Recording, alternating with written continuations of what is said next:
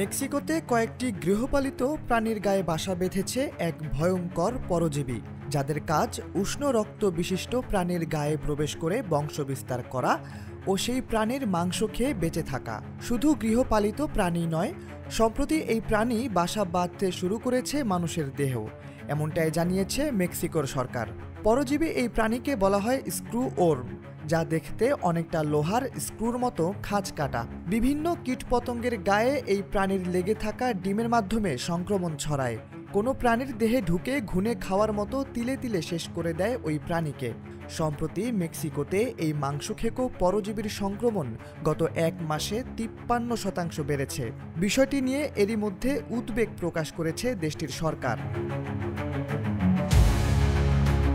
মেক্সিকোর সরকারের দেওয়া তথ্য মতে এই পরজীবীর আক্রমণে মোট 5,000-এর বেশি স্ক্রু ওর্ম সংক্রমণের ঘটনা লক্ষ্য করা গেছে। বার্তা সংস্থা রয়টার্স জানিয়েছে, এই তথ্য এখনও আনুষ্ঠানিকভাবে প্রকাশ করা হয়নি, তবে এই সংক্রমণের চিকিৎসা অনেক কঠিন। সম্প্রতি এই পরজীবীর সংক্রমণ গরুতে বেশি লক্ষ্য করা গেলেও ঘোড়া, ভেড়া ও কুকুরের মধ্যেও এর উপস্থিতি ব্যাপকভাবে লক্ষ্য করা যাচ্ছে। এক্সট্রিম মশার কয়েল প্ল্যান্ট ফাইবার দিয়ে তৈরি, ডেঙ্গু, চিকুনগুনিয়া বাহি সহ যে কোনো মশার বিরুদ্ধে দেয় এক্সট্রিম সুরক্ষা। মেক্সিকান সংবাদ মাধ্যম জানিয়েছে, গত এক বছরে দেশটিতে অন্তত 21 জন মানুষের শরীরে এই সংক্রমণ লক্ষ্য করা গেছে। মেক্সিকোর জাতীয় কৃষি পরিষদের দেওয়া তথ্য অনুযায়ী স্ক্রু ওর্ম সংক্রমণের কারণে গবাদি পশু রপ্তানিতে প্রতি বছর $1.3 বিলিয়ন ক্ষতি হচ্ছে।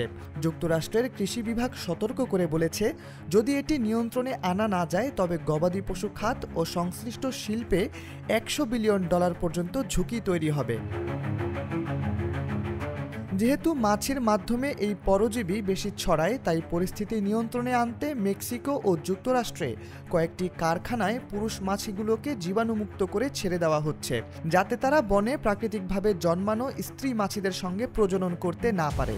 এই কৌশলেই 1960-এর দশকে যুক্তরাষ্ট্রে স্ক্রু ওর্ম নির্মূল করা হয়েছিল। যুক্তরাষ্ট্রের কৃষি বিভাগ জানিয়েছে, মেক্সিকো ও যুক্তরাষ্ট্রের এই সংক্রমণের হাত থেকে বাঁচতে প্রতি সপ্তাহে অন্তত 50 কোটি জীবাণুমুক্ত মাছি উৎপাদন করতে হবে।